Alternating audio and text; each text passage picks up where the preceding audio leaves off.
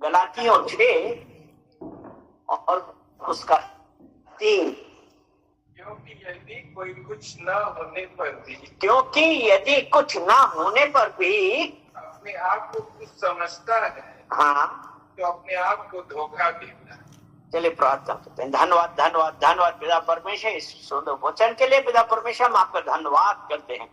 सारा आदर महिमा हम आपको देते हैं पिता परमेश्वर। इस वचन के द्वारा प्रार्थना करते हैं पिता परमेश्वर, आप हम में से प्रत्येक लोग से बातें करिए पिता परमेश्वर। आपका अभिषेक के लिए प्रार्थना करते हैं कि पिता परमेश्वर का अभिषेक उतरे और सब वचन समझे। ऐसी प्रार्थना करते हैं यीशु मसीह के नाम से, आमीन। क्योंकि यदि कुछ ना होने पर अपने आप को कुछ समझता है, क्योंकि शब्द किसी ऐसे व्यक्ति को योग बनाता है जो गिरे हुए, अर्थात गिरे हुए विश्वासी, यानी कि जो विश्वास से हट गए हैं, बैकस्लाइड कर रहे हैं, को आत्मनिर्भरता की भावना के साथ बहाल करने का प्रयास करता है। जो बैकस्लाइड कर गए हैं उसको हम बहाल करने का प्रयास करते हैं, ना कि कई बार क्या होता है,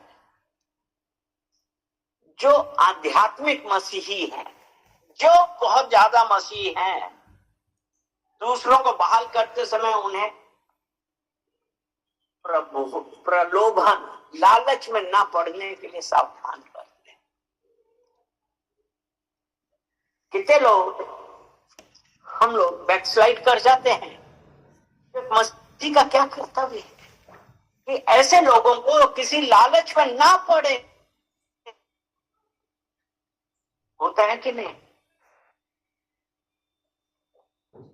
कि हम लालच में कब पड़ते हैं? हम क्यों बैकस्लाइड करते हैं?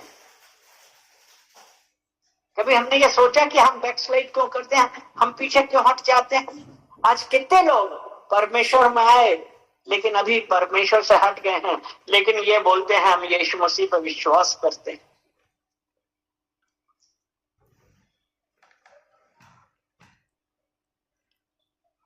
क्यों होता है?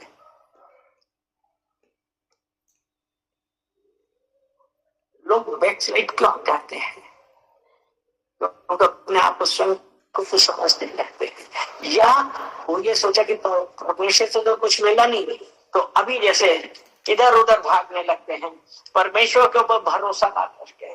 परमेश्वर के ऊपर आज हम परमेश्वर पर कितना भरोसा कर रहे हैं, क्योंकि यदि कुछ ना होने पर भी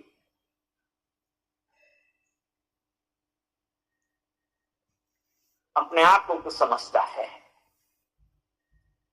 परमेश्वर के वचन में नहीं है, उसके अनुसार नहीं चल रहे हैं, लेकिन हम इस बात का घमंड कर रहे हैं कि हम यीशु को जानते हैं, लेकिन हमारा स्वभाव क्या है?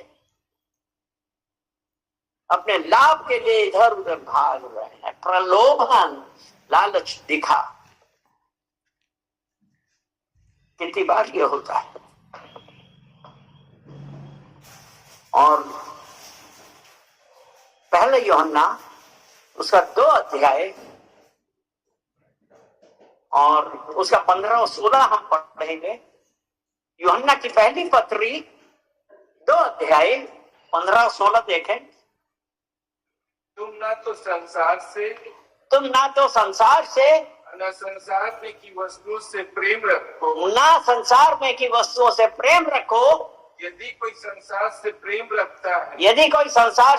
रखता है, उसमें पिता का प्रेम नहीं है। ठीक है? और संसार का प्रेम क्या है? आंखों की अभिलाषा, शरीर की अभिलाषा, जीविका का घमंड। ये पिता की ओर से नहीं है, ये संसार की ओर से है। अर्थात हमारी आंखें देख रहे हैं, हमारे शरीर, हमारी जी जरूरतें, ये कहां से है?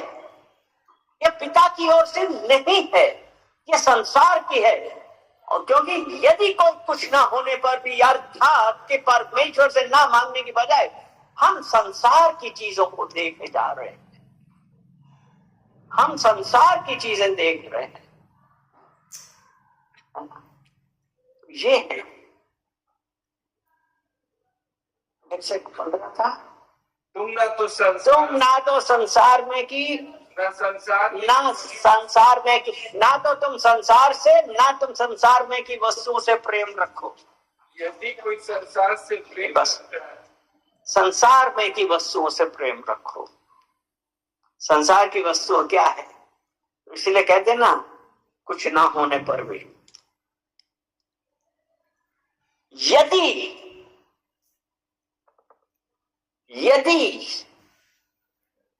अगर कोई खुद को कुछ समझता है तो यहां अगर एक तथ्य को मांगता है तो ये है। और कुछ गलाती लोग क्या सोचते थे?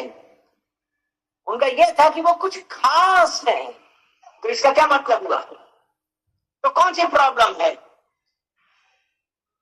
यदि कुछ ना होने पर भी हम अपने आप को खास समझ रहे हैं तो इसका मतलब क्या है? हमारे अंदर क्या आया? हमारे अंदर अहंकार, घमंड है। कुछ समझता है, यानी कि यहाँ पे क्या लिखा है कि कुछ ना होने पर अपने आप को कुछ समझता है, यानी कि वो अपने आप को दूसरों से बेहतर समझ रहे हैं। आज कितने लोग हैं कि हम कुछ ना होने पर भी अपने आप को दूसरों से बेहतर समझते। हम इस यीशु मसीह में इतने साल से, मुझे जो ये आता है। कुछ ना होने पर भी। और ये पूछे कि अच्छा क्या लिखा था, पादरी साहब ने क्या बताया था इतवार का, संडे को वो गए थे कलीसिया? हाँ गए थे, क्या बताया था? क्या बताया था?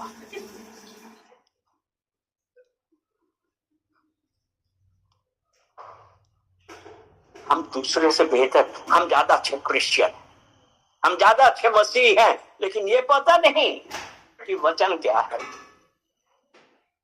और ये जो है, जब उसने कहा ना, अपने आप को धोखा देता है। कुछ ना होने पर भी, यानी कि हम अपने आप में पर्याप्त नहीं हैं। और हमें क्यों मान लेना चाहिए कि हम उन मसीहों से ऊपर हैं जो बैकस्लाइड कर गए? क्यों? हम में से किसी के पास ये अधिकार नहीं है। हमें से आज हमारे लिए सबसे जरूरी बात यह है, हम में से किसी मसीह को ये अधिकार नहीं है कि हम ये कहें हम तुम मसीह से बेहतर हैं, हम दूसरे मसीह से श्रेष्ठ हैं। और आज कितने लोग, आप लोगों ने सुना होगा, कितने लोग कहते हैं अरे वो देखो वो तो बहुत अच्छा मसीही है। बहुत अच्छा मसीह का क्राइटेरिया क्या है?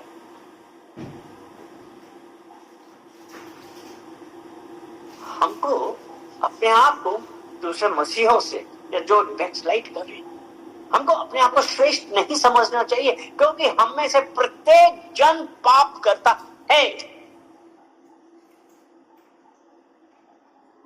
अगर कोई ऐसा है नहीं करता तो वो बताए।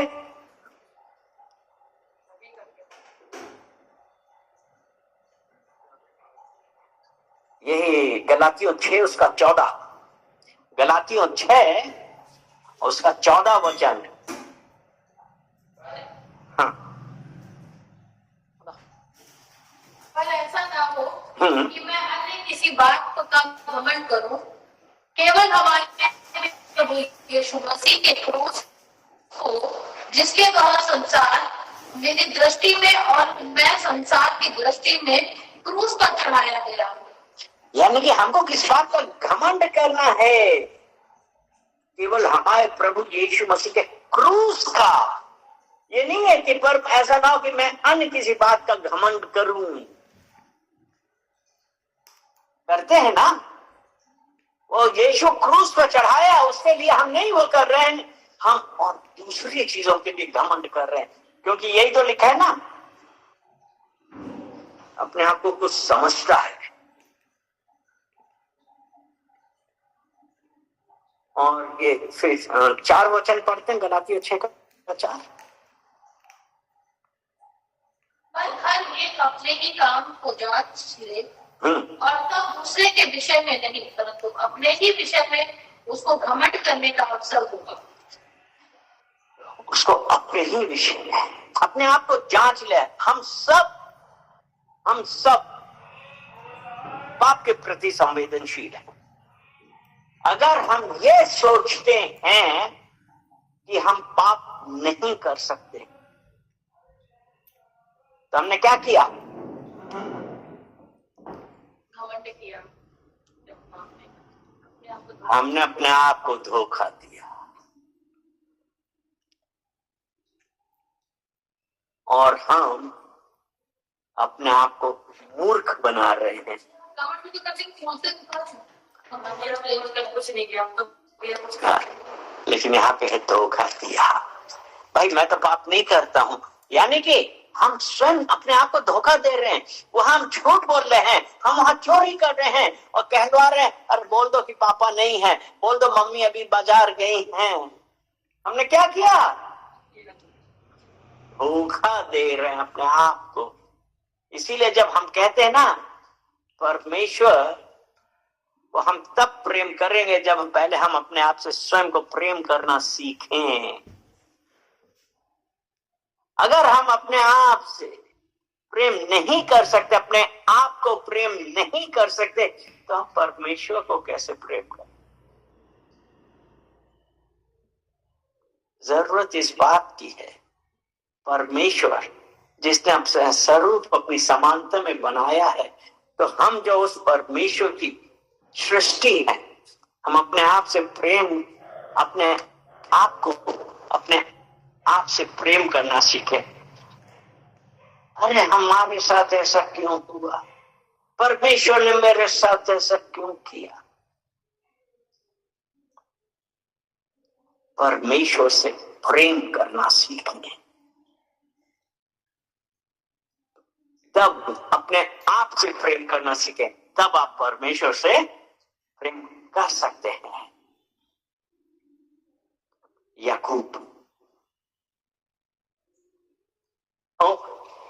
यूहन्ना की पहली पत्री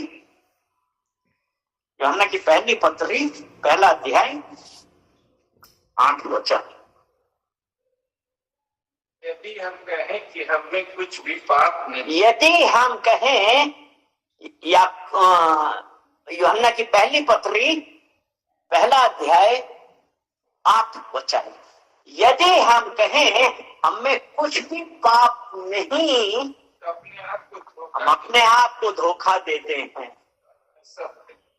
और हमें सच नहीं है। हमें तो पाप नहीं है। अरे मैं तो झूठ नहीं बोलता हूं, मैं चोरी नहीं करता हूं।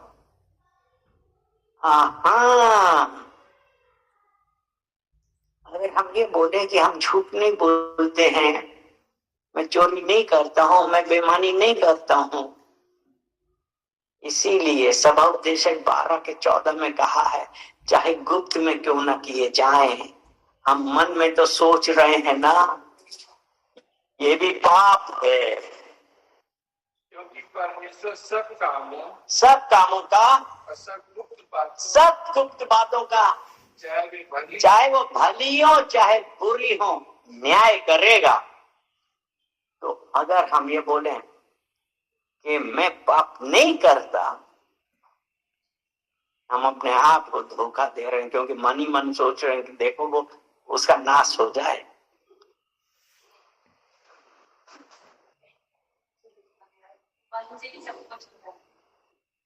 तो ये पाप है। यिर्मयाह 17 उसका 9 और 10, मन सब वस्तुओं से अधिक धोखा देने वाला है, उसमें असाध्य रोग लगा है, उसका भेद कौन जान पाया है। हमने मन में सोच रहे हैं, क्योंकि चाहे गुप्त में क्या हो, अगर हम बोले कि हम पाप नहीं करते हैं, मन में तो सोचा है और उसका अगला वचन क्या कहता है? मैं यहोवा मैं यहोवा मन की खोजता और हृदय को जांचता हूँ। यहोवा ने क्या कहा? मन की खोजता और हृदय को जांचता है। क्योंकि जब हम माँ के गर्भ में थे, हमारा एक एक अंग उसकी पुस्तक में लिखा हुआ था। हम अद्भुत रीति से बनाए जाते थे। हमारी हड्डियां एक एक उसकी पुस्तक में लिखी हुई थी। जो आज हम मन में सोच रहे हैं, हृदय में जो भी विचार हैं, वो यहोवा उसको जानता है। तो हम ये कदापि नहीं कह सकते हैं कि हम पाप नहीं करते। हालेलुया। कितनी बार हम यही तो करते हैं ना ना। याकूब 1 उसका 22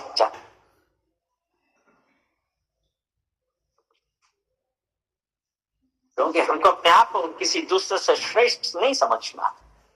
याकूब 1 उसका 22। परंतु वचन पर चलने वाले बनो, वचन पर चलने वाले बनो, केवल सुनने वाले ही नहीं, सुनने वाले ही नहीं जो अपने आप को धोखा देते। जो अपने आप को धोखा देते हैं। वचन में क्या बतलाया वो याद नहीं। सुन तो लिया और वो बीज कांटों में निकला है, वहां पे बोया गया है, सूखी भूमि पे बोया गया है। तो आज हमारे लिए जो परमेश्वर का वचन ये कहता है कि अपने एक काम को जांच लें, वचन पे चलने वाले बने, सुनने वाले नहीं। अगर सुन के वो वचन हमारे अंदर कार्य ना करे तो हम क्या हुए? आज हम में से कितनी बार होता है कि हम सब कुछ करते हैं और सब कुछ परमेश्वर से चाहते हैं, लेकिन हम परमेश्वर के योग्य कार्य तो नहीं करते। क्या हमने परमेश्वर को धन्यवाद देते हैं? हम नहीं दे पाते हैं क्योंकि हमारे योग काम नहीं हुआ। रोमियो 1 और उसका 21 वचन।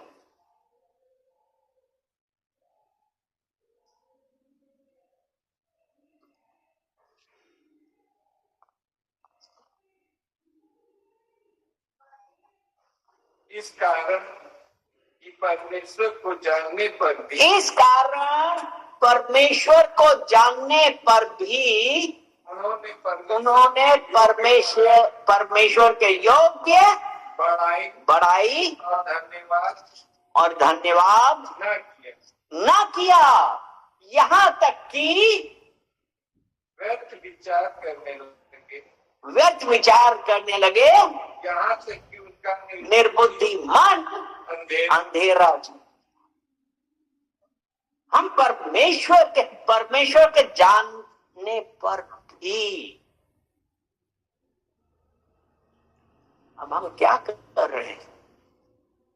क्या हम परमेश्वर के योग्य कार्य कर रहे हैं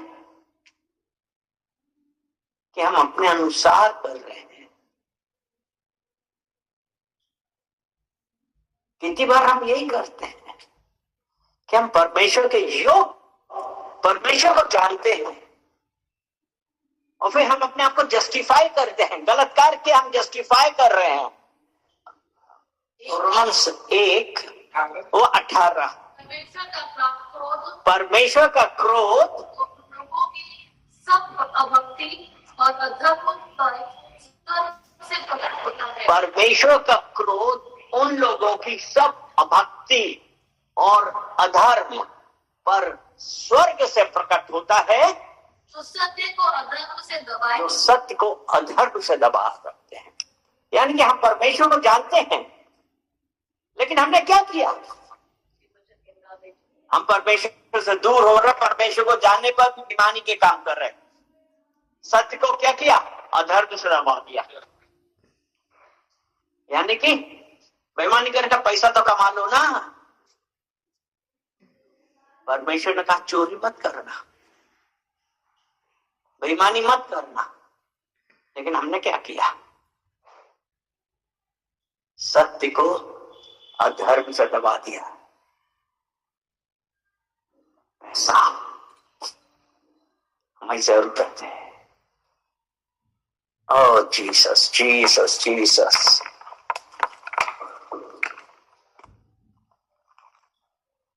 सत्य को जब हम अधर्म से दबाते हैं, पहले तीमुथियुस 6 उसका 9 और 10। पहला तीमुथियुस 6 उसका 9। जो धनी होना चाहते हैं, और जो धनी होना चाहते हैं वे इसी परीक्षा और फंदे, हाँ, बहुत सी व्यर्थ और हानिकारक लालसाओं में फंसते हैं, जो मनुष्य को बिगाड़ देती है और विनाश के समुद्र में। यानी कि जो धनी होना चाहते हैं, क्या किया कि ऐसी परीक्षा फंदे और बहुत सी व्यर्थ और हानिकारक लालसाओं में फंसते हैं, जो मनुष्य को बिगाड़ देती है और विनाश के समुद्र में डुबो देती है। हम परमेश्वर की ओर ध्यान लगाने के बजाय, क्योंकि अभी हमने रोमियो 1:18 में पढ़ा ना, जो सत्य को अधर्म से दबा देते हैं। और आज जो सबसे बड़ी जरूरत है, अगर आप किसी से भी पूछा आपकी सबसे बड़ी जरूरत क्या है, वो परमेश्वर ना कहे, ये कहेगा कि हमको पैसा चाहिए, हमको मकान चाहिए। और जो धनी होना चाहते हैं तो उसके लिए सत्य को अधर्म से दबा दिया। परमेश्वर का क्रोध ऐसों पे आएगा अगर हम मसीही हैं। परमेश्वर को जानने के योग्य पर भी हमने उसके धन्यवाद वगैरह कोई नहीं किया। हम ये भूल जाते हैं कि हमने परमेश्वर को अपना उद्धार करता, अपना परमेश्वर माना है, तो हम अनंत जीवन के हकदार हैं। हम वो याद नहीं रखते हैं, हम ये याद रखते हैं कि हमारे पास पैसा क्यों नहीं।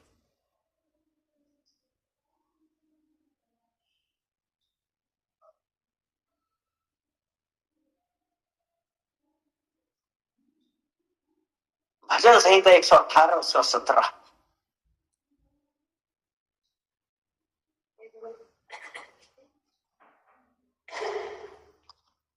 मैं न मरूंगा, मैं न मरूंगा वरन जीवित रहूंगा, परमेश्वर के काम वर्णन करूंगा। मैं ना मरूंगा, यानी कि परमेश्वर, जब हमने परमेश्वर को स्वीकार किया तो हमारे पास क्या आया है? अपना उद्धार करता माना है और उसके वचनों में चल रहे हैं, उसकी आज्ञाओं में चलते हैं, उसके सब विधियों के अनुसार चल रहे हैं, तो हमने क्या पाया है?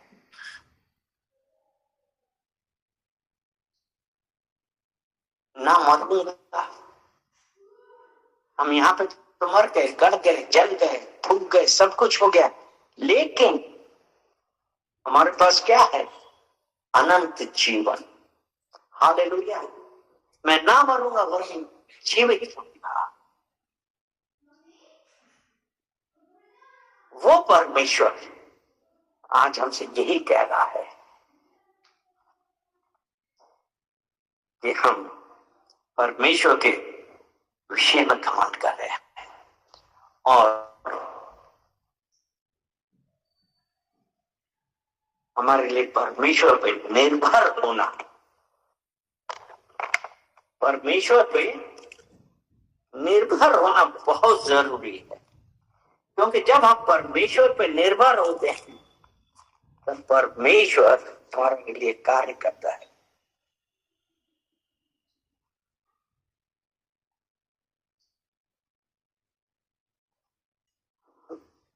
अविश्वासियों को क्या करना चाहिए? अविश्वासियों के प्रति या जो बैकस्लाइड हो गए हैं उनकी निंदा नहीं करनी चाहिए। हम लोग कितनी बार करते हैं, देखो वो अपने आप को क्या कर रहा है, निंदा नहीं करनी चाहिए।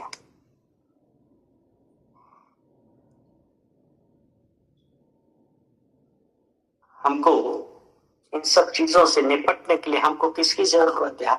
हमको किसके ऊपर निर्भर है? परमेश्वर के ऊपर निर्भर होना चाहिए। हम दूसरे की निंदा ना करें। पहला कुरिन्थियों 4 अध्याय उसका 7 वचन हम पढ़ेंगे।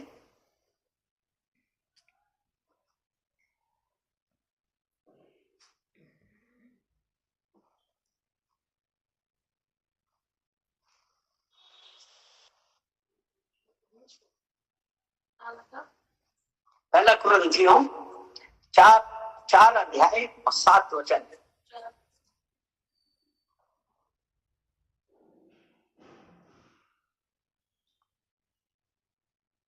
क्योंकि तुझसे और दूसरों से कौन भेंट करता है, और तेरे पास क्या है जो तूने दूसरों से नहीं पाया?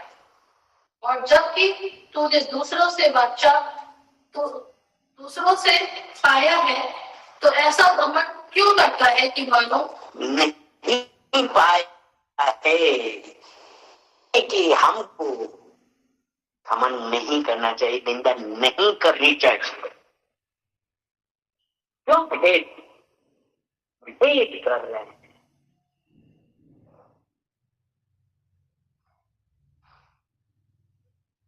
जो हमको परमेश्वर से मिला है वही उनको भी परमेश्वर से मिला है। तो हमको दूसरे विश्वासी की निंदा नहीं करनी चाहिए, घमंड नहीं करना चाहिए।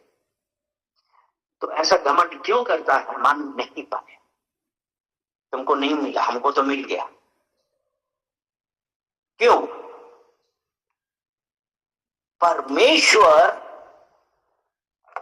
ऐसा नहीं चाहता है। क्योंकि यदि कोई कुछ ना होने पर भी अपने आप को कुछ समझता है तो अपने आप को धोखा देता है।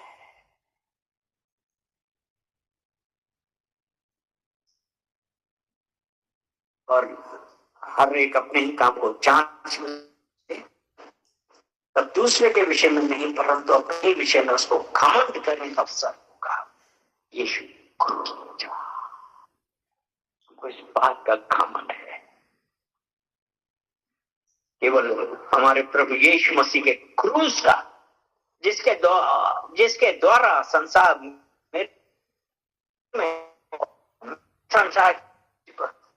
को चढ़ाए। घमंड होना चाहिए। आज ये है, अपने आप को धोखा ना दे। हम सिर्फ इस बात पे घमंड कर रहे हैं कि मैं भी क्रूस यीशु के साथ क्रूस पे चढ़ा है। आमीन। परमेश्वर हमसे सिर्फ यही चाहता है कि हम इस बात का घमंड करें कि मैं यीशु के साथ क्रूस पर चढ़ा है। हमारी इस संसार की सारी इच्छाएं क्रूस पर चढ़ाई गई और मैं मरूंगा नहीं वरन जीऊंगा। हालेलुया। तो आज ये परमेश्वर का वचन ये कह रहा है कि यदि कुछ ना होने पर भी अपने आप को समझता है तो अपने आप को धोखा देता है। आप इस बात पे घमंड करिए कि आप यीशु के साथ क्रूस पर चढ़ाएंगे। आमीन, आमीन।